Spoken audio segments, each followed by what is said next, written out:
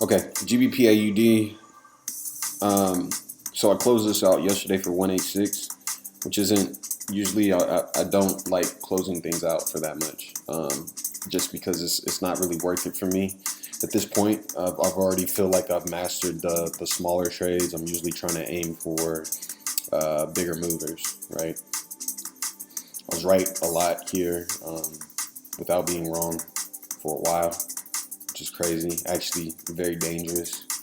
I don't even know why I just said that. Because as soon as you start feeling like that, that's when you start making mistakes. Anyways, we had opportunity here. It's still climbing. For whatever reason, I decided I wanted to close this out at 186. So that looks like this. But then we had this pullback. So there's actually an opportunity to combo right here. But for some reason, I didn't put myself in position. And these are the mistakes. This is the type of stuff. So the cool thing about learning how to analyze first before you start like actually going live trading is you get to acknowledge and make mistakes that have to do with winning versus only mistakes that have to do with losing. Oh, I didn't make money here. Oh, I caught a loss here because I was wrong in the direction. This is opportunity loss. I missed an opportunity to make money here. But it has nothing to do with me being wrong necessarily. I am wrong, but I'm not wrong in a bad way, if that makes sense. And a lot of trading is like this continual feedback loop where you're going to have to deal with being incorrect, but in this way you're able to be incorrect without like suffering financial loss. And that's how you should probably play this before you actually jump in and go live, right? If I'm able to predict, look at all this green, if I'm able to predict actual wins over and over and over again, it looks like I was wrong here. I don't know why that's green. This should be wrong. If I'm able to predict a majority of my plays to be wins, then I should feel way more comfortable risking my 1%, which is this red area, for a gain that's usually better than 1%. From a daily standpoint, let's see if I have this is where we're at is kind of where the recent high was. I wouldn't go above that. No, I wouldn't go above that actually. Let me go ahead and write this in so that I can have a legit profit target. Jump back. This is blue. I think I did that for an example I was showing.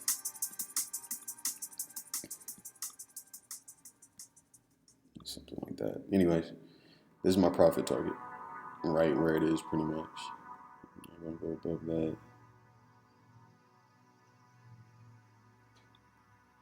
Interesting. Okay. Yeah, not a big play here, so I didn't really miss too much, but whatever. It's still money. It's still 1%.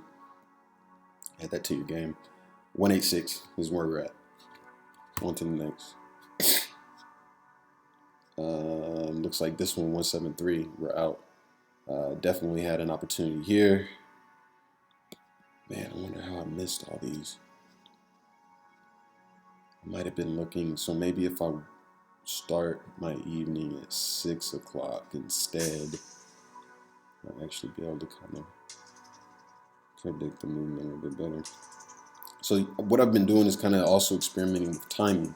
For the longest, I've been told to look for the London morning session, being a huge volume move, right? Intraday trade. But now I'm getting to where I like trading in the evenings and the late afternoons. It's the morning right now. I get that. I understand that. But when we pull back, this pullback happened at, if you look at the timestamp, this is 8 o'clock when this started really like coming back towards this.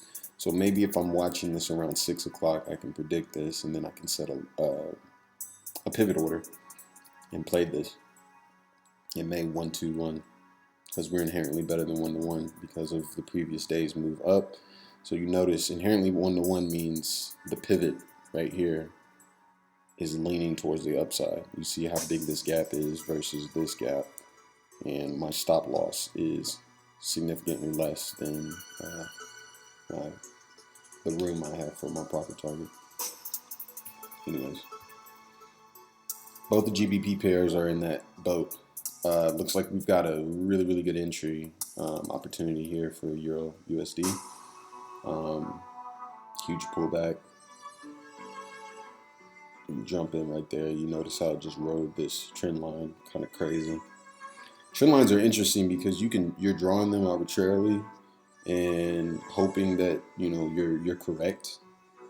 And if other people haven't drawn the line there, then there's less likelihood that people are going to be respecting that level. In this situation, I think I might be right here. And I'm super overbought right now. This is why we're way down here with the Fibonacci. Let me back up, zoom out to daily. I'm way down here with the Fibonacci, so maybe we bounce up. The big question is always, will I risk 1% to see if I'm right or not?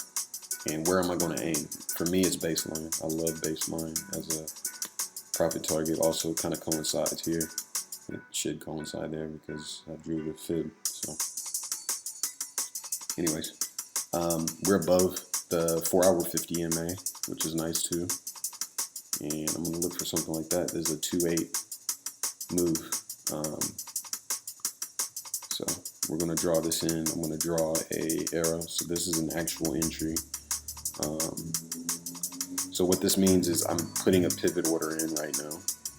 So it needs to come back down to get triggered. But this green arrow lets me know if we actually get triggered or not. I'm going to go back in a couple of hours or maybe tomorrow and look at this and say, okay, did the tail actually come down and touch? Right? After I put it. So it needs to, in the subsequent bars, we're going to have to touch in order for it to get triggered, hypothetically. Okay. Anyways, Euro USD.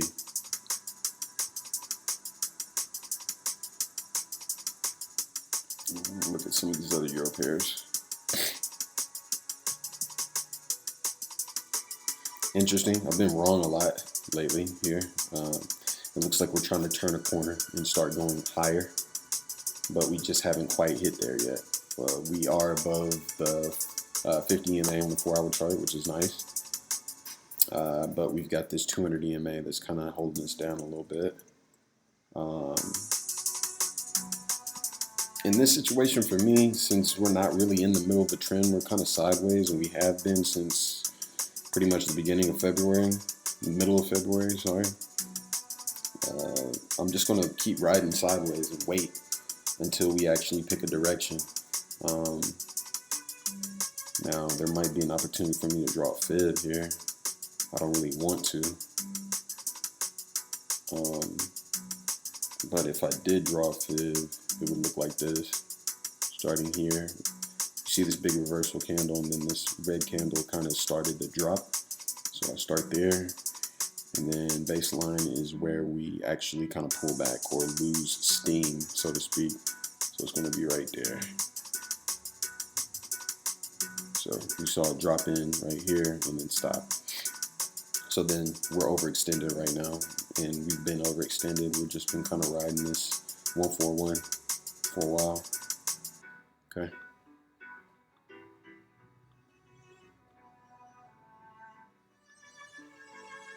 That's it. Switch this because I like to keep it a little more inconspicuous, I guess. I don't need these numbers. Y'all know the numbers now. I don't need the percentages or whatever. Okay. So that's how I use it. Anyways, we're sideways. I'm not doing anything here. It's not time. I do like this. I've been liking this. I've been said something about this, and let's see if I actually got in. It looks like we did get triggered in, so we're in this right now. Stop loss is way out of the way. Notice that we're at we're literally at the profit target of 2, and that's based on this fib. So let me make sure I can draw this straight. So whenever I'm trying to extend the fib over, this might be like a pro tip. I look for a bar that actually is touching the baseline in this instance, and I try to keep it lined up the entire time. So after I extend it, I go back and line it back up. So just something to keep in mind. Now, one of the things I want you guys to pay attention to is the fact that I picked 618 as my profit target here, and look how the bar is reacting to 618. If this closes in 19 minutes, and it closes and looks like that, then this is a reversal style bar, or at very least, an exhaustion bar, and that's what that looks like. So I'm actually going to get out of this. I'm going to move this down to make it more conservative. This is a 2.04 exit point.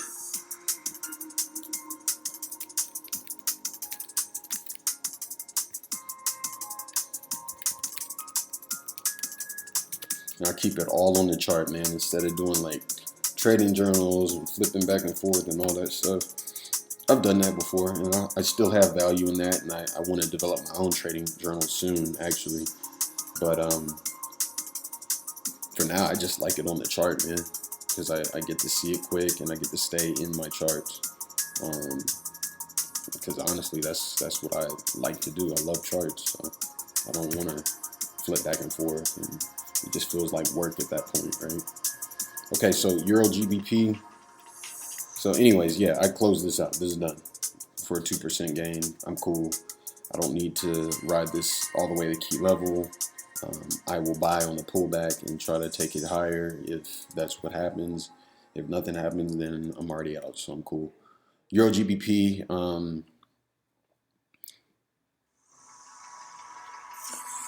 I like looking at my old stuff. Didn't get in because it's Friday. Closed out at negative 0.4. Okay. I wonder what's going on with this and why I'm not trading it. Wow, look at this play. I don't know if I would have saw that though. It's on the 25th. God, it dropped like crazy. It's a beautiful drop. Question is that really predictable, man?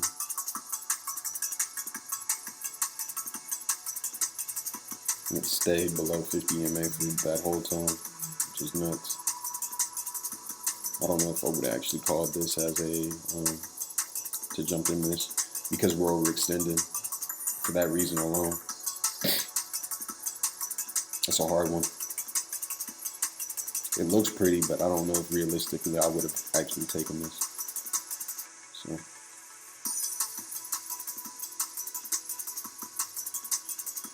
cool to look at. I can't count it though. I'm not there. I'm not somebody who would take this and say, yeah, I saw this coming, because we're so overextended. Let me see something else. We're so overextended, man. And then these bars don't say, hey, we're going to drop lower. These bars say, all right, we're sideways, and, you know, I'm thinking we're going to go higher here, not drop lower. It just so happened we drop lower. That's a hard one, man.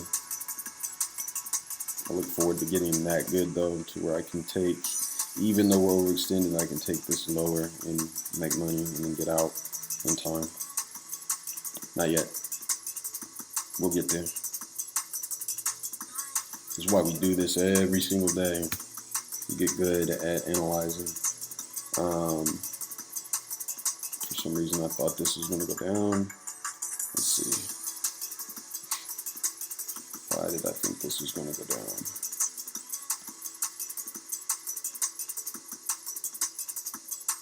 That definitely doesn't look like it. MACD is saying up.